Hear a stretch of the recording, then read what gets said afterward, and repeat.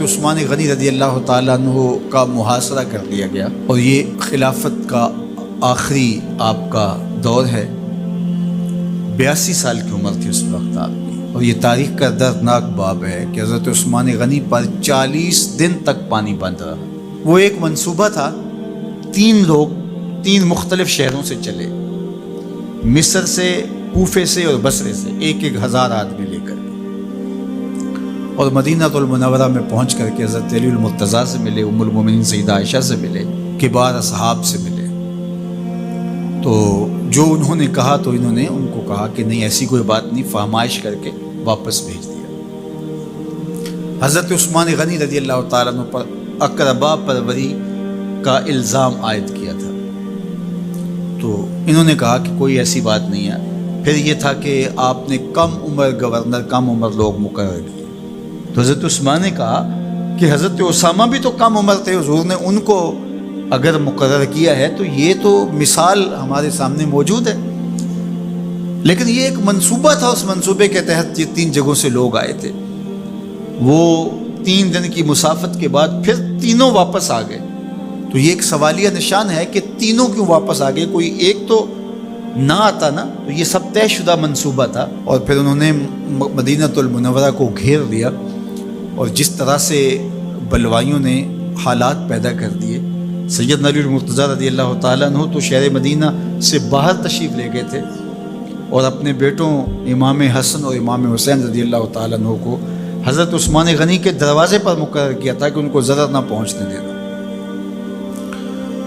اب 700 صحابہ اجازت طلب کر رہے ہیں کہ آپ ان بلوائیوں سے نپٹنے کا میں جو ہے وہ اجازت نامہ مرحمت کریں، اور بہت سارے لوگ تو حج پہ جا چکے ہیں۔ 18 ذی الحج کا واقعہ ہے جب آپ کی شہادت ہوتی ہے، تو وہ حج پہ جا چکے ہیں، تو جو یہاں موجود ہیں وہ اجازت طلب کر رہے ہیں۔ لیکن حضرت عثمان غنی رضی اللہ تعالیٰ عنہ نے کہا کہ نہیں، میں ایسی اجازت نہیں دوں گا۔ رسول اللہ صلی اللہ علیہ وسلم کا حرم شہر مدینہ لوگوں کے خون سے لالازار ہو، یہ میں اس کو گوارا نہیں کرتا۔ افواج موجود ہے، اور دنیا کی تاریخ میں آپ کو ایسا نہیں ملے گا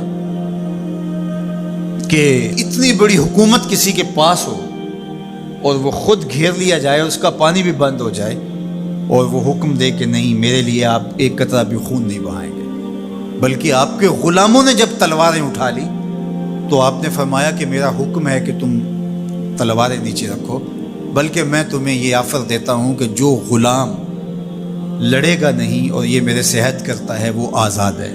حضرت ابو ہریرہ رضی اللہ تعالیٰ عنہ، حالانکہ یہ پڑھنے پڑھانے والے لوگ تھے، تعلیم و تعلم سے ان کا تعلق تھا، لیکن وہ بھی تلوار لے کے حضرت عثمان غنی کے دفاع میں آ گئے۔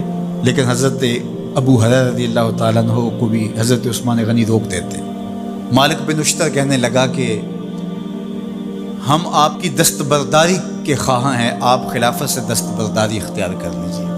تو حضور علیہ الصلوۃ والسلام کے اس جانثار صحابی نے، حضرت عثمان غنی نے فرمایا یہ نہیں ہو سکتا۔ دستبردار کیوں نہیں ہوئے؟ لگتا تھا یہ سب سے زیادہ آسان تھا، لیکن حضور نے ارشاد فرمایا تھا، اے عثمان، تمہیں اللہ ایک قمیض پہنائے گا، لوگ اس کو اتارنا چاہیں گے، تم کبھی نہ اتارنا۔ تو اس سے مراد خلافت کی قمیض ہے، اور ان کی شہادت کی خبر بھی اللہ کے محبوب علیہ السلام نے دی تھی، اور اگر آپ دستبردار ہو جاتے تو یہ ایک کھلونا بن جاتا، بازیچہ بن جاتی خلافت۔ چند آدمیوں کے پریشر سے خلافت سے دستبرداری کرنا پڑتی۔ اچھا، ایک یہ سوال بھی پیدا ہوتا ہے، چند باغی تھے، ان کو کس طرح کچل دیا جاتا؟ لیکن حضرت عثمان غنی یہ نہیں چاہتے تھے۔ ایک تو یہ کہ مدینے کی حرمت پامال نہ ہو، اور دوسرا پورے عالم اسلام کو آگ لگانے کا جو منصوبہ تھا، 3 مختلف شہروں سے 1,000 آدمی لایا گیا ایک منصوبے کے تحت، اور انہیں لاشیں چاہیے تھیں، اور جو ان کے پیچھے کام کر رہے تھے نادیدہ ہاتھ، ان کا منصوبہ یہ تھا کہ یہاں سے مختلف سمتوں میں، یہ تینوں شہر مختلف سمتوں میں تھے، تینوں سمتوں میں جب لاشیں جائیں گی تو پورے عالم اسلام کو ہم جو ہے وہ خانہ جنگی کی آگ میں دھکیل سکیں گے۔ تو حضرت عثمان غنی ان سازشوں سے آگاہ تھے، تو سب سے اہون اور آسان یہ تھا کہ قربانی پیش کر دی جائے، اور پھر انہوں نے سن بھی رکھا تھا کہ 2 شہید ہیں، شہید تو انہوں نے بہرحال ہونا ہے، تو لہٰذا میں خلافت سے دستبردار بھی نہیں ہوں گا، اور شہر مدینہ کی حرمت بھی پامال نہیں ہونے دوں گا، اور تیسری بات یہ ہے کہ میں خود مظلوم شہید کر دیا جاؤں، تو وہ آپ نے یہ گوارا کر دیا۔ تو 18 ذوالحج تھا، جمعہ کا ہی دن تھا، اور حضرت عثمان غنی رضی اللہ تعالیٰ عنہ روزے سے تھے، عصر کا وقت تھا، قرآن مجید کی تلاوت کر رہے تھے۔ حضرت امام حسن، امام حسین اور حضرت عبداللہ بن زبیر اور دیگر لوگ آپ کے دروازے پہ پہرا دے رہے تھے، لیکن باغی پچھلے گھر سے دیوار پھلانگ کے آپ کے گھر میں داخل ہوئے اور تلوار سے وار کیا۔ آپ کی زوجہ حضرت نائلہ آگے بڑھی اور ہاتھ سے روکنا چاہا، آپ کی انگلیاں کٹ گئی۔ پھر دوسرا وار کیا تو حضرت عثمان غنی رضی اللہ تعالیٰ عنہ کا دایاں ہاتھ کٹ کے گر گیا۔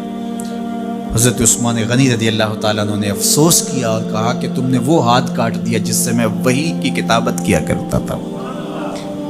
پھر اس کے بعد آپ پر 9 وار کیے گئے اور آپ کو شہید کر دیا گیا، اور آپ کا خون قرآن مجید پڑھتے ہوئے اس آیت پہ گرا، فَسَيَكْفِيكَهُمُ اللَّهُ وَهُوَ السَّمِيعُ الْعَلِيمُ۔ تو حضرت عثمان غنی رضی اللہ تعالیٰ عنہ مظلوم شہید کیے گئے، بھوکے اور پیاسے شہید کیے گئے، ظلماً شہید کیے گئے۔ حضرت عبداللہ بن عمر رضی اللہ تعالیٰ عنہ فرماتے ہیں کہ حضور فتنوں کا ذکر کر رہے تھے کہ فتنے ہوں گے، بہت بڑے فتنے ہوں گے۔